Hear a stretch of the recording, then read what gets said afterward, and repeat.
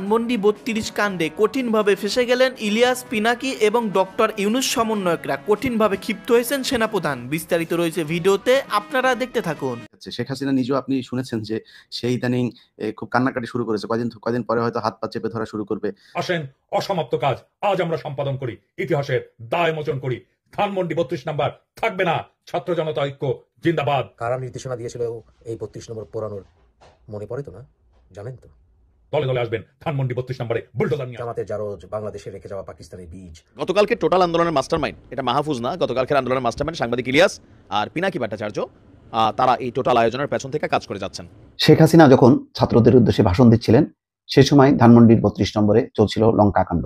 আসসালামু আলাইকুম সম্মানিত দর্শক, ভিডিওটি অত্যন্ত গুরুত্বপূর্ণ। ভিডিওটি আপনারা সম্পূর্ণ দেখবেন। সম্মানিত দর্শক মণ্ডলী, ধানমন্ডি ৩২-এর কর্মকাণ্ড আপনারা সকলেই দেখতেছেন। এই কর্মকাণ্ডে কঠিনভাবে ফেঁসে গেলেন সাংবাদিক ইলিয়াস এবং পিনাকি ভট্টাচার্য, ডক্টর ইউনূস সমন্বয়করা কঠিনভাবে ফেঁসে গেছেন। এই কর্মকাণ্ড দেখে কঠিনভাবে ক্ষিপ্ত হয়েছেন সেনাপ্রধান জেনারেল ওয়াকারুজ্জামান। দর্শক, আজকের এই ভিডিওগুলো দেখলে আপনারা রীতিমতো অবাক হয়ে যাবেন। তো বেশি কথা না বাড়িয়ে আমরা মূল ভিডিওতে চলে যাই। আপনারা ভিডিওর তথ্যগুলো শুনতে থাকুন। যখন এই নিউজটি আপলোড হচ্ছে হয়তো অনেক কিছু ঘটে গেছে, যে নিউজটা আমি এখন করতে যাচ্ছি।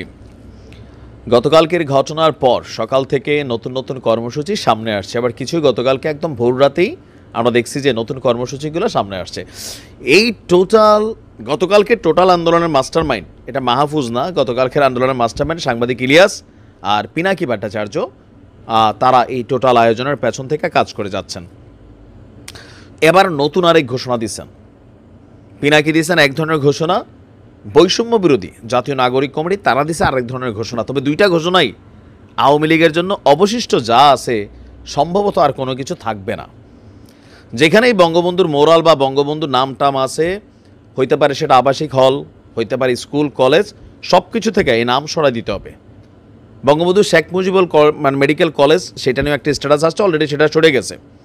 আরও বিভিন্ন জায়গায়, তবে পদ্মা সেতু নিয়ে বক্তব্য আসে নাই, বা বঙ্গবন্ধু স্যাটেলাইট নিয়ে বক্তব্য আসে নাই, তারপর আর কি আছে জানি না, বাট বাকিগুলো আসছে। আচ্ছা, এখন বৈষম্য বিরোধী ছাত্র আন্দোলনের নেতারা তারা যেটা ঘোষণা দিচ্ছেন যে শেখ হাসিনা সহ আওয়ামী লীগের এমপি মন্ত্রীদের যতগুলো এমপি মন্ত্রী ছিল লাস্ট রানিং বা এর আগে, প্রত্যেকের বাড়িঘর ভেঙে দেওয়া হবে। আজকে হয়তো ঘটতেছে অনেক জায়গায়, তাই না? এটা জোয়ারের সময় ঘটে। তো কি কারণে আসলে সবার বাড়ি ভাঙা হচ্ছে? টার্গেটটা কি? সবাই তো শেখ পরিবারের সদস্য না। তাদের বক্তব্য হচ্ছে যে ফ্যাসিস্টের দোসর হিসাবে তারা 16 বছর দেশকে এই অবস্থাতে শাসন করছে, জুলুম করছে।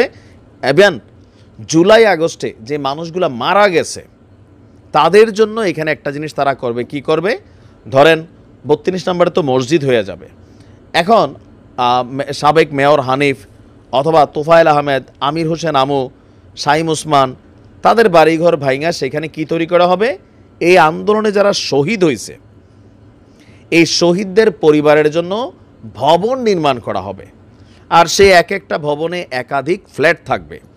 সেই ফ্ল্যাটগুলো উপহার দেওয়া হবে কাদের? আপনার শহীদ পরিবারকে। আর এই কর্মসূচি ঘোষণা করেছে কে? বৈষম্য বিরোধী ছাত্র আন্দোলনের মুখ্য সংগঠক আব্দুল হান্নান মাসুদ বলছে যেখানে যে সকল এমপি মন্ত্রীর আবাস ভেঙে আপনার এই ফ্ল্যাট করা হবে। তো এর কিছুক্ষণ পরই আরেকটি স্ট্যাটাস দিয়েছেন, তিনি সেখানে লিখছেন যখন 32-এর ভাঙচুর শেষ কমপ্লিট, এটা এই প্রজন্মের ক্ষোভ, বাপকে বেচা মানুষকে গুমখুন করার ক্ষোভ, চোখের সামনে তাদের ভাই বোনদের রক্ত ঝরানোর ক্ষোভ, এটা যে কোনো স্বৈরাচারের অত্যাচারীর জন্য বড় শিক্ষা হয়ে থাকবে, যদিও কেউই ইতিহাস থেকে শিক্ষা নেয় না। লাস্টের লাইনটা খুবই সুন্দর লিখছে যে ইতিহাস থেকে আসলে কিন্তু আমরা শিক্ষা নেই না। তবে এখানে এক ঢিলে দুই পাখি মোটামুটি স্বীকার করা হয়ে গেছে পোলাপানের। আমরা যদি দেখি আপনার এছাড়াও আমরা বিভিন্ন সমন্বয়ক যারা বৈষম্য বিরোধী ছাত্র আন্দোলনের নেতারা আছেন তাদেরকেও দেখছি যে তারা নতুন নতুন কর্মসূচি ঘোষণা করছেন। মোট কথা যেই মোরাল নিয়ে তৎকালীন সময়ে আপনার মোটামুটি জোরপূর্বক এই মোরালগুলো কিন্তু স্থাপন করা হয়েছে, আমরা তখন এটার প্রতিবাদ করছিলাম। তখন আমি বলছিলাম যে এটা আসলে কোথাও না কোথাও এটারে হালাল করার জন্য হুজুরদের মাধ্যমে বয়ান দেওয়া হয়েছে। তো আজকের দিনে দেখেন পরিণতিটা কি হইল। আছে কোনো কিছু আর? আজকে সারা বাংলাদেশে যত মোরাল আছে, প্রত্যেক এলাকার রিজনাল পোলাপাইন যারা আছে, আমি দেখছি ফেসবুকে পরিচিত অপরিচিত, যে যত মোরাল আছে সব ভাঙা দিতে হবে। এর পাশাপাশি এমপি মন্ত্রীদের বাড়িঘর সেগুলোও টার্গেট হবে। তো দেখা যাক আসলে কি ঘটে। বাঙালি আমরা মানে যখন যেটা ধরি সেটা শেষ না করা পর্যন্ত কিন্তু থামি না, ইতিহাস রিপিটেড হয়। দেখা যাক আজকে আর কি কি ঘটাইতে পারে। পিনাকির আহ্বানে মোটামুটি জিয়াফতেরও একটা ব্যবস্থা মনে করা হচ্ছে। এখন বাকি আছে প্রথম আলো, ডেইলি স্টার, আবার উপদেষ্টাদের মধ্যে অনেকে আছে।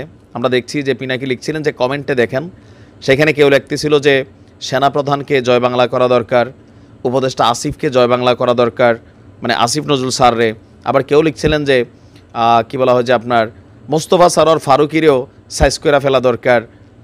তো যেইভাবে স্রোত ক্রিয়েট হয়েছে, ঘটনা ঘটলেও ঘটে যেতে পারে। দেখা যাক কি ঘটে আজকে বাংলাদেশে, তবে এটা ক্রান্তিকাল আমরা দেখছি। শেখ হাসিনা যখন ছাত্রদের উদ্দেশ্যে ভাষণ দিচ্ছিলেন, সে সময় ধানমন্ডির 32 নম্বরে চলছিল লঙ্কা কাণ্ড। শেখ হাসিনা ভাষণের আগেই ছাত্র জনতা জড়ো হয়েছে সেখানে, এবং ছাত্র জনতাকে সংগঠিত করার ক্ষেত্রে দেশে এবং বিদেশে বিভিন্ন জন আহ্বান জানিয়েছেন, ব্লগাররা আহ্বান জানিয়েছেন, তরুণ ছাত্র নেতারা আহ্বান জানিয়েছেন এবং তারা প্রতিবাদ করেছেন। প্রতিবাদের একটি অংশে তারা প্রথমে গেট ভাঙে, ভেতরে ঢোকে, ভাঙচুর করে, পরে তৃতীয় তলায় তারা আগুন দেয়। পুলিশ নিরাপত্তার দায়িত্বে ছিল, কিন্তু পরে সেনাবাহিনী এসে বাধা দেওয়ার চেষ্টা করে, কিন্তু শত শত ছাত্র জনতার ভিড়ে শেষ পর্যন্ত সেই বাধা আর টিকতে পারেনি এবং শেষ পর্যন্ত বাড়িটি গুড়িয়ে দেওয়া হয়, পুড়িয়ে দেওয়া হয় এবং এক প্রকার মাটির সাথে মেশানোর কাজ এখনো পর্যন্ত চলছে। তো শেখ হাসিনা যখন রাত 9টায় ভাষণ দেন, ঠিক সেই সময় এই ঘটনা যে ঘটেছে তিনি সেটি বুঝতে পেরেছেন, দেখেছেন এবং এই বাড়ির স্মৃতিচারণ করতে করতে তিনি এক পর্যায়ে এই বাড়িটি যে ভেঙে ফেলা হচ্ছে, গুড়িয়ে ফেলা হচ্ছে, তিনি আবেগে ফুপিয়ে ওঠেন, কেঁদে ফেলেন। তেমনটাই রিপোর্ট করেছে আনন্দবাজার পত্রিকা, ভারতীয় গণমাধ্যম। শিরোনামটা হচ্ছে, মুজিবের ধানমন্ডির বাড়িতে পাকিস্তানি হানাদাররাও এইভাবে আগুন ধরায়নি, মনে করিয়ে দিলেন শেখ হাসিনা। কি বলা হচ্ছে, আওয়ামী লীগ সরকারের পতনের 6 মাসের মাথায় বাংলাদেশের অন্তর্বর্তী সরকারের বিরুদ্ধে ফের মুখ খুলেছেন সে দেশের প্রাক্তন প্রধানমন্ত্রী শেখ হাসিনা। মানুষের ক্ষোভ ছিল শেখ হাসিনা দিল্লিতে বসে কেন ভাষণ দিচ্ছেন, বক্তব্য দিচ্ছেন, তিনি কেন ক্ষমা চাচ্ছেন না, তিনি কেন অনুশোচনা করছেন না, তার বদলে তিনি এই অভ্যুত্থানকে চক্রান্ত ষড়যন্ত্রের অংশ বলছেন। বাংলাদেশের ছাত্র সমাজের উদ্দেশ্যে 52 মিনিটের অডিও বার্তায় উঠে এলো বাংলাদেশবাসীর বিরুদ্ধে চক্রান্তের অভিযোগ।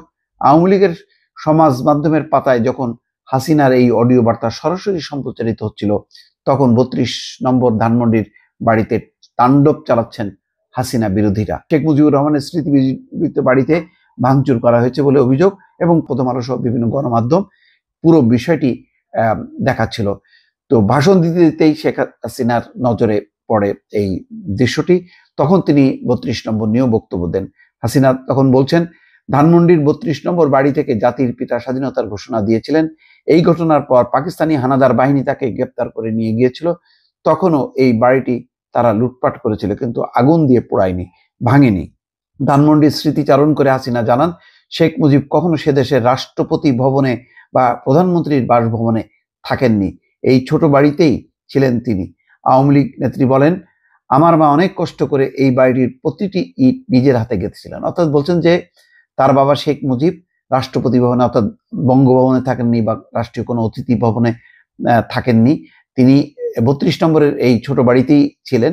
তার মা অনেক কষ্ট করে এই বাড়িটি করেছেন এবং নিজে হাতে প্রতিটা ইট গেঁথেছেন, এই কথা তিনি বলছেন। তার অভিযোগ, বর্তমান বাংলাদেশের ইতিহাসকে মুছে ফেলার চেষ্টা চলছে, তবে এই অভিপ্রায় সফল হবে না বলে তিনি জানান। হাসিনার মতে যারা এসব করার চেষ্টা করছেন তারা নিজেদের দুর্বলতা ও হীনমন্যতা প্রকাশ করেছেন। হাসিনা স্মরণ করেন, 32 নম্বর ধানমন্ডির বাড়ি পরবর্তী সময় মুজিবের পরিবার ব্যক্তিগতভাবে ব্যবহার করেনি, সেটি একটি সংগ্রহশালা করে দেওয়া হয়েছে। তিনি বলেন, অনেক রাষ্ট্রপ্রধান, সরকার প্রধান, বিশ্বের বড় বড় নেতারা এই বাড়িতে এসেছেন। আজ এই বাড়িটি ভেঙে ফেলা হচ্ছে কেন? বাড়িটির কি অপরাধ?